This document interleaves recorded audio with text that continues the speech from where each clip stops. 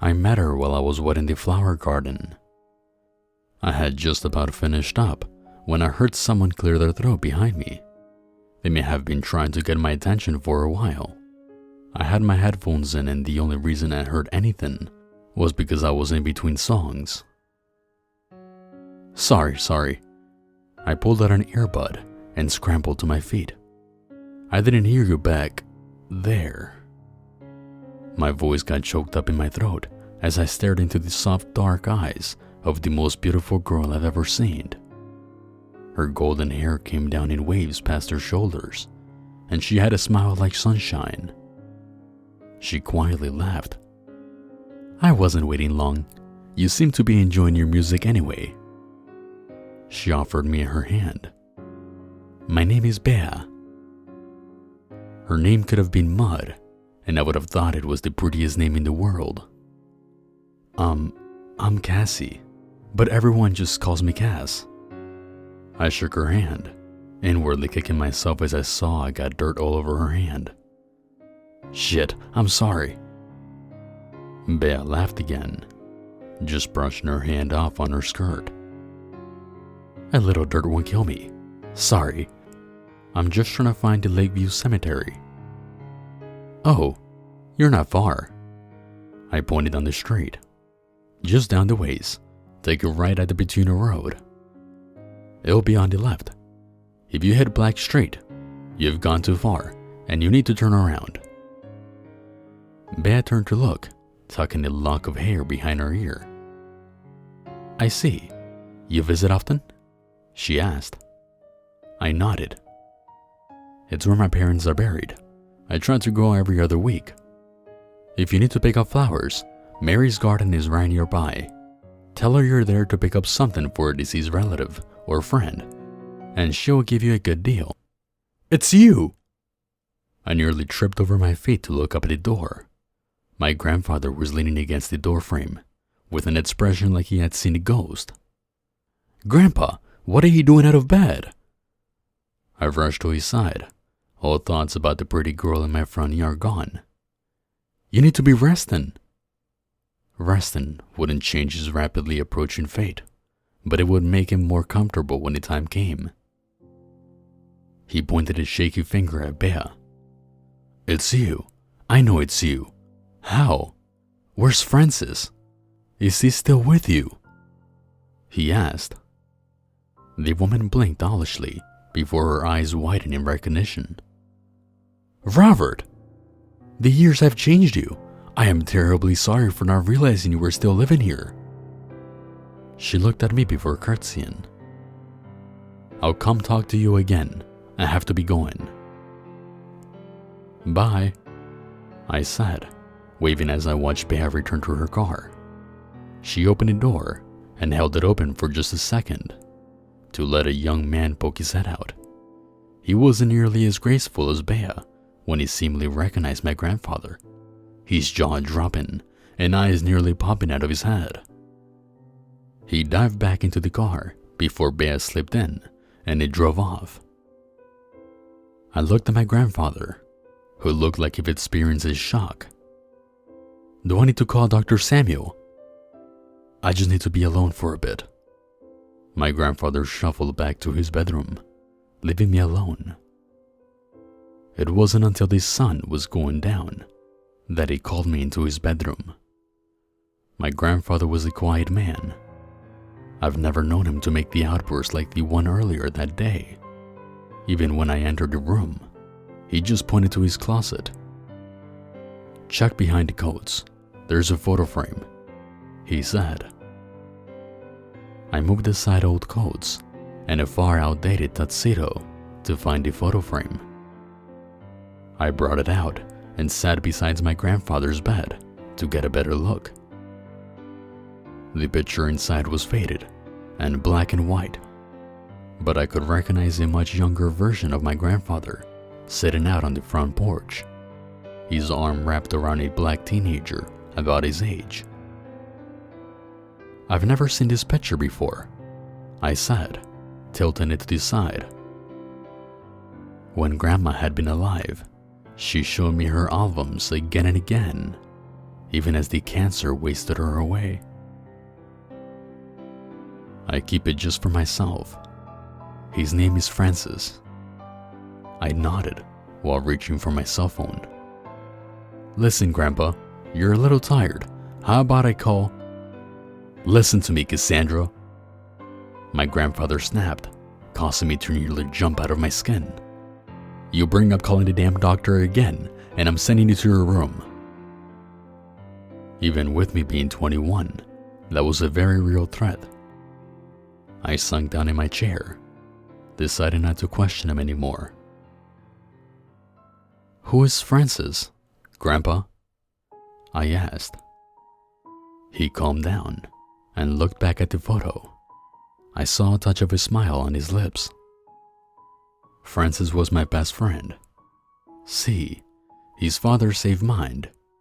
After that, my father referred to him as a brother. White and colored was never an issue. Our families were close. I was just a few days younger than Francis. We never could attend the same schools or play together in the park. But if I wasn't at his home, he was at mine.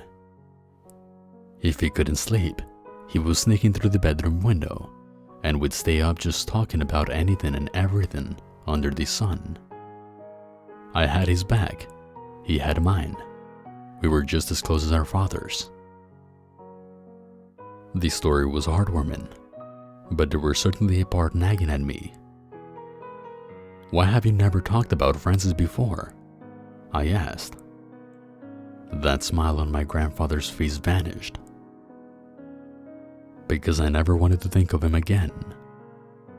He handed me the frame to hold as he told me the story. It was probably a week after this photo was taken that we met her.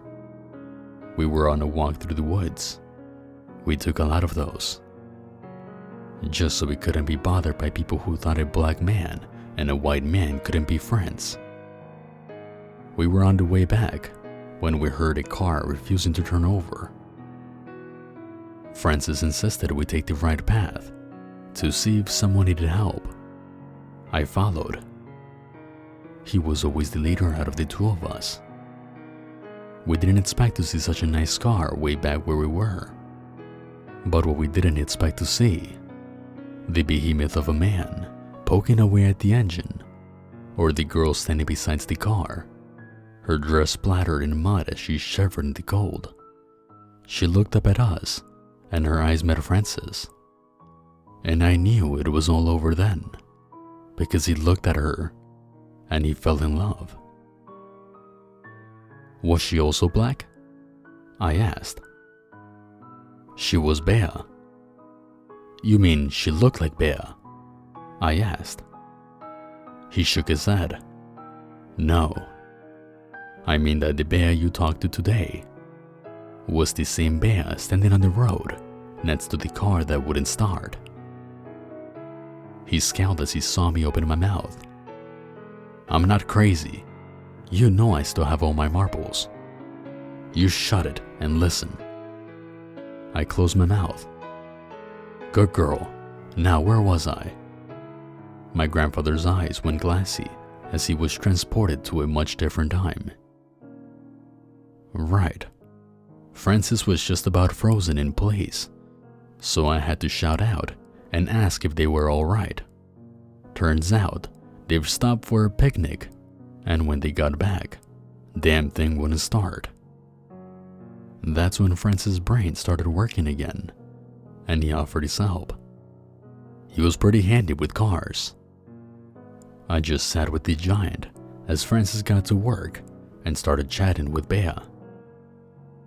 I found out his name was Stan, but we didn't really talk. We just watched Bea and Francis interact. And let me tell you, you could tell the attraction was mutual by the way she laughed and how she brushed her fingers against his arm. I think Francis was disappointed when the car finally got running, but I'll admit, I was relieved. I didn't know what she had going through her head, flirting with Francis like that. I thought the color of Francis' skin didn't matter, I said. My grandfather shook his head. Cass, you have to remember where we live. About 3 years before, a black man was accused of groping a white woman. No evidence. It was just what her brother said had happened. What happened to that poor bastard? My grandfather shuddered. It wasn't human. Humans don't do that to other humans. I was just worried about Francis' safety. I gave him an earful on the way home about it. He was a bit embarrassed, but he realized where I was coming from. I was worried for him. He promised me he'd be more careful, and that was that. Or so I thought. My grandfather took back the picture frame and removed the back. He took out a photo hidden behind the other one and placed it on his lap. This one was slightly better quality. I now knew what my grandfather meant by behemoth. The one man standing next to Francis was an absolute giant.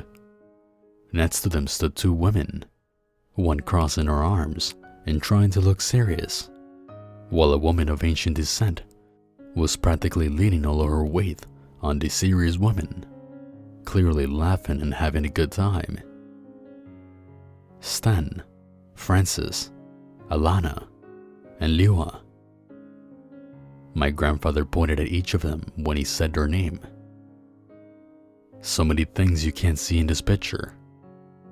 Alana's hair was so red, you'd think it'd somehow find a way of bleeding into this old picture. Liua had the most joyful laugh. When she got going, the whole town could hear it. I never saw her without a smile. Stan's arms were covered in these old scars. I never got the story for all of them, but he was a warrior, a soldier in another life, he told me. I leaned in close to the picture. Who are these people? I asked. They were Beas. Leaning back in the bed, my grandfather sighed. Almost 2 weeks after we found her stranded on the side of the road, I would have forgotten all about it. But when we were heading home after work, we were suddenly surrounded by Bea's 2 girlfriends. Liua looped her arm in with Francis's. Alana put hers with mine, and they pulled us down the street towards the car as they chatted us up like we were old friends. I thought I was about to get robbed when I recognized who was driving that car. It was Stan. Alana and Liua drew straws to see who would be walking. There wasn't enough spots for all of us to sit. Liua lost and proceeded to call Alana a bitch before laughing and starting to walk. Stan drove us to probably one of the nicest houses in town. And that's when we had tea with Bea. My grandfather rolled his eyes. She said she always had a taste for the dramatic. Any evidence I gave Francis, he promptly forgot, and the 2 flirted the whole damn time. By then I realized she wasn't just trying to get Francis in trouble. She had him brought to her just so they could be on a date. But I still didn't trust her. She was strange. Something about her just didn't sit right with me. He paused for a while. But when she came to me, asking for my help to find ways to keep seeing Francis, I couldn't say no. She said she found him handsome, charming, genuine. She called the time we lived in full of sociopaths that would stone Francis if they had any idea they were interested in each other romantically. She promised me she wouldn't hurt him. Promised me that if anyone tried to hurt him, they have to go through her first. I told her to get in line, cause they'd be going through me first. That smile on her face almost seemed a little condescending, but she said that Francis couldn't ask for a better friend. They started seeing each other weekly. I was their go-between. I would pass letters in between the 2 of them, tell them when the other had time to meet. I took that picture right there. He pointed to the one with Bea's friends. And I watched her romance blossom. I learned more about the world from Bea and the others than I ever learned from school. I consider them friends. But the perfect little secret that Francis and Bea had couldn't stay secret forever. My grandfather's shoulders sagged as he placed the photograph on his bedside table. It was just a whisper. I think someone noticed the look in Francis' eyes whenever Bea passed by. Or maybe they weren't nearly as discreet as they thought. But when the whisper started, I knew my friend was in danger. People had killed for less than whispers. We made a plan. Dead of night, they'd pack up, head north. I'd accompany them to New York and see them off to France. Hell, I even considered going with them and go see the world. We never got a chance. I shook my head. I'm not going to like this story's end, am I? I asked. My grandfather didn't answer. Instead, he continued with his stories. Francis and I were heading to Bea's house. Our suitcases were packed. Francis was humming love songs under his breath when I heard the gunshot. Grandfather's fist balled up, knuckles turning white. I saw blood shoot out from Francis' side, and he fell to the ground. I turned and saw the sheriff leading a mob of angry men. I could have left Francis then, saved myself from the heap of trouble I was going to be in, but I didn't. I picked Francis up and carried him the rest of the way. My grandfather reached up and pulled on his shirt sleeve, revealing an old pucker scar. They got me once in the shoulder, twice in the leg. I remember you being a little girl and asking why I walked the way I do. I did say I'd tell you when you were older. Well, now you know. I don't know how I made it to Bea's house, but I collapsed at the front door. Francis was cussing. I was too. The door opened, and out walked Bea. When she saw how bloodied up we both were, and how Francis was hurt bad, I saw a tear sneak down her face before she just went dead calm and wiped it away. For a few moments he was quiet. Cass, you know I have not lost my mind. I'm as sharp as I was back then, maybe even more so. But what I saw, I just wanted to forget all these years, and I never can. Bea walked out in front of the mob, followed by the others. She looked at the mob and quietly asked who shot Francis. One of these stupid bastards near the front raised his hand, and then she snapped it off with the same amount of effort it would take to break a twig. He howled before she went for his throat. Her canines became sharp as knives, and she grown claws an inch long. The others followed suit. Alana ripped open the sheriff's ribcage and stomped on his heart. Sten took a man's head and crushed it between his hands.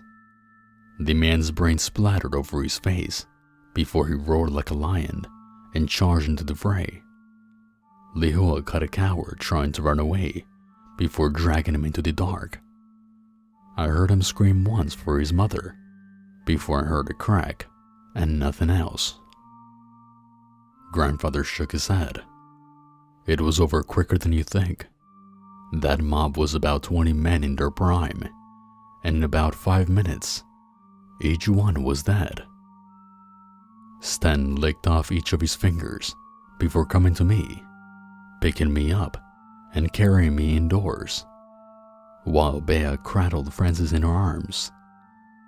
I wasn't sure if he was breathing anymore. And that was the last time I saw him. What happened after that? I asked, shocked I could find my voice. They disappeared. My grandfather shrugged. When I woke up the next morning, I was in my own bed, all bandaged up. The whole town was in an uproar. The sheriff and his sons, all dead, along with several other upstanding men of the town. Bea was gone, along with the others. No sign of where they've gone. Francis was also gone. They never found his body, but they went and said he was dead anyhow, probably for the best. I can't imagine how they blamed the slaughter on a single man, but I'm surprised they didn't try. We all just pretended nothing ever happened. I took care of Francis' little siblings like they were my own brothers and sisters.